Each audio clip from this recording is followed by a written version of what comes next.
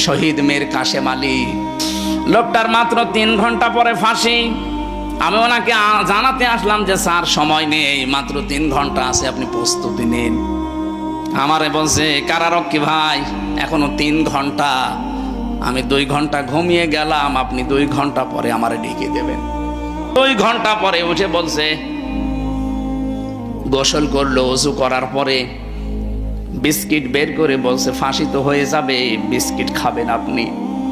কারারক্ষী কুতুবউদ্দিন বলছিল না আমার খাওয়া লাগবে না, আপনি তাড়াতাড়ি রেডি হয়ে নেন। নতুন জামা পায়জামা বের করলেন ব্যাগের ভেতর থেকে, সবগুলো পরার পরে বলছে ফাঁসির যে পোশাক আছে ওইটা কি পরাবেন নাকি আমি যা পরেছি এইটাই নিয়ে যাবেন। ওনার লুঙ্গি পরা ছিল, দেখলাম লুঙ্গি ভিজা ছিল, নাড়ি দিলেন, বললেন এইটা আমার ফাঁসি হয়ে গেলে আর একটা কয়েদিকে দিয়ে দেবেন, সে জীবনে পরতে পারবে। সুন্দর জামা কাপড় পায়জামা পরলেন, নিজে পাঞ্জাবি গায়ে দিলেন। আমারে বলছে আর কয় মিনিট বাকি আছে, শাহজাহান জল্লাদকে ডাক দেন, চলেন আমরা যাই। মনে হচ্ছে শ্বশুর বাড়ি যাব। বাস্তবে শুনতে যত সহজ মনে হচ্ছে, ওই জায়গায় থাকলে অত সহজ না। আমার মতো একটা সাধারণ মানুষ 3টা বছর মাত্র আমি এমনি যোগাযোগ বিচ্ছিন্ন ছিলাম, তাছাড়া আমার সেই রকম অত্যাচার করে না, করেছে হালকা পাতলা, আমার তুলনায় কিছুই না। কত মানুষকে নখ তুলে নিয়েছে আমার সামনে, কত মানুষকে ডিম দিয়েছে আমার সামনে, ওই তুলনায় তো আমার অত কিছু না। তারপরও আমি শুধু জেলখানায় বসে ওই 24 ঘন্টা সেলের ভেতরে বসে থাকতাম, তাই আমার ঘুম আসে না, ঘুমের বড়ি খাওয়া লাগে। অথচ তার 3 ঘন্টা পরে ফাঁসি, ওই লোকটা 2 ঘন্টা আরামে ঘুমাচ্ছে। আমারে বলছিল ভাই ওনার ঘুম আসলো কি করে, আমি বললাম এই যে আয়াত পড়লাম নামাজে, এইটার কারণে। যারা আল্লাহকে সত্যি মন থেকে রব বলার পরে টিকে থাকতে পারে, যত ঝড় ঝাপটা আসুক না কেন, দুনিয়া একদিকে আমার রব একদিকে, এই সিদ্ধান্তের উপরে যারা অটল থাকতে পারে, অটল থাকতে পারে, কোরআন গ্যারান্টি দিচ্ছে তাদের বিপদে আপদে আল্লাহ ফেরেশতা নাজিল করে। অবশ্যই ফেরেশতা তার কাছে এসেছিল, মাস্ট বি এসেছিল, নয়তো এই 2 ঘন্টা তার ঘুম আসার কথা না। কারণ আমি নিজের সাক্ষী, ঘুমের বড়ি সিটাক্সিন খেয়ে কষিয়াম খেয়েও আমার ঘুম আসে নাই।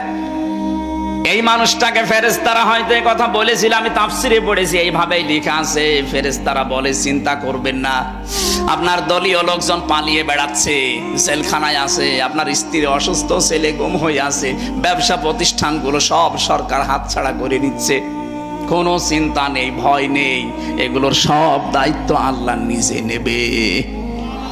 এই কথাটা কানের কাছে যখন ফেরেশতারা বলে তখন তার ঘুম আসে, তাছাড়া ঘুম আসা সম্ভব না। ফেরেশতারা এসে তার সামনে জান্নাতটা তুলে ধরে, যেমন হযরতে আসিয়ার সামনে জান্নাত তুলে ধরেছিল ফেরেশতারা, তিনি যখন ঈমানের পরীক্ষা দিচ্ছিলেন। إذ قالت رب ابن لي عندك بيتا في الجنة ونجني من فرعون وعمله ونجني من القوم الظالمين। মা বোন যারা এসেছেন এই আয়াতে আপনাদের 2টা শিক্ষা আছে। মেয়েরা এসেছে, আমার মা বোনেরা, অনেকে মনে করে আমি নামাজ পড়ি, রোজা রাখি, কালো বোরকা পরে বেড়াই, আমি জান্নাতে যাব না, যাবে কে? না। হযরতে আসিয়ার দিকে তাকান, এত বড় কঠিন পরিস্থিতি, তার ঈমানের উপরে টিকে থাকতে গিয়ে তার হাতের ভেতরে পেরেক লাগিয়েছে তার নিজের স্বামী ফেরাউন, তার কপালে পেরেক লাগিয়েছে, পায়ের ভেতরে ছলাকা লাগিয়েছে, মাথার উপরে গরম তেল ঢেলে দিয়েছে, চুলগুলো সব উঠে গেছে। কঠিন পরিস্থিতি যখন চলছিল, আল্লাহ নিজে ফেরেশতা জিবরাইলকে বলছে জান্নাত তুলে নিয়ে আমার বান্দির সামনে ধর। হযরতে আসিয়া জান্নাত দেখার পরে ডাক দিয়েছিলেন, হে ফেরেশতা জিবরাইল, জান্নাত আল্লাহ পাঠিয়েছে, আল্লাহকে একটু বলেন উনি যেখানে আছে ওই জায়গায় যেন একটা ঘর আমার জন্য আলাদা বানিয়ে রাখে, ওই ঘরে বসে বসে 24 ঘন্টা আমি আল্লাহকে সব সময় দেখতে চাই। 1 নম্বরে তিনি কি ঈমানের পরীক্ষায় কি কথা বললেন? দ্বিতীয় নম্বরের কথাটা মেয়েদের জন্য বলার জন্য আমি আয়াতটা পড়লাম। হযরতে আসিয়া বলেছিলেন, রব্বি নাজ্জিনি মিন ফিরআউনা ওয়া আমালিহি ওয়া নাজ্জিনি মিনাল কওমিজ জালিমিন। দুই জায়গায় এক আলিফ করে টান আছে। হযরতে আসিয়া বলেছিলেন, হে আল্লাহ, আমার স্বামী ফেরাউন নিজে জুলুম করছে, লোকজন দিয়ে করাচ্ছে। এই জুলুমের যে বিভৎস অত্যাচার সীমা লঙ্ঘন করে ফেলেছে, আমি জীবিত অবস্থায় আমার শরীরের ভেতরে শলাকা পেরেক, আমার মাথার চুলগুলো সব তুলে ফেলেছে, আমার লজ্জা স্থান ওরা বর্ষা মারবে বলে রেডি হয়ে আছে। এ কঠিন পরিস্থিতি দেখে তুমি যেন রেগে যেও না, তুমি আমাকে বাঁচাও অন্তত এই জুলুম থেকে, আমার স্বামীর অত্যাচার থেকে, আর যাদেরকে দিয়ে অত্যাচার করায় তাদের অত্যাচার থেকে তুমি আমাকে বাঁচাও, কিন্তু তুমি আমার স্বামীর ওপরে গজব দিও না। চিন্তা করেছেন কোন অবস্থায় দোয়া করছে? এত বড় কঠিন ভয়ঙ্কর অত্যাচার জুলুম নির্যাতনের পরও তিনি স্বামীর জন্য বরদোয়া করেননি। হ্যাঁ, বলেছিলেন তুমি আমাকে স্বামীর অত্যাচার থেকে বাঁচাও, কিন্তু আমার স্বামীর ওপরে তুমি অত্যাচার করো না। আর আপনি একটা সাবান কম হলে বদদোয়া দেন। এক কথা বলছেন, এরকম বহু দেশে নেই? সারাটা জীবন আমরা শেষ করে দেই, আর একটা শাড়ি যদি একটু কম দামি হয়, খোটা দিয়ে আমার খোটা বের করে ফেলে, বলে আপনার কাছে এসে জীবনে আমি কিচ্ছু পেলাম না। এই কথা যারা বলবে মুখ থেকে, ওর সঙ্গে সঙ্গে পেছনের আমল আখলাক আল্লাহ সব ধ্বংস করে দেবে। ফেরাউনের স্ত্রী যদি এত কঠিন অবস্থায় ওর স্বামীর জন্য বরদোয়া না দেয়, আপনি একটা শাড়ির জন্য বরদোয়া দিয়ে দিলেন, আপনি মানুষ, আর আপনি জান্নাত যাবেন। বহু মেয়েকে আমি এই বাংলাদেশের সাথে মিলিয়ে, হাদিসের সাথে মিলিয়ে দেখতে পাচ্ছি। বিশ্বনবী বলেন, আমি মেরাজে যখন গেলাম দেখলাম অধিকাংশ মেয়েরা জাহান্নামের আগুনে।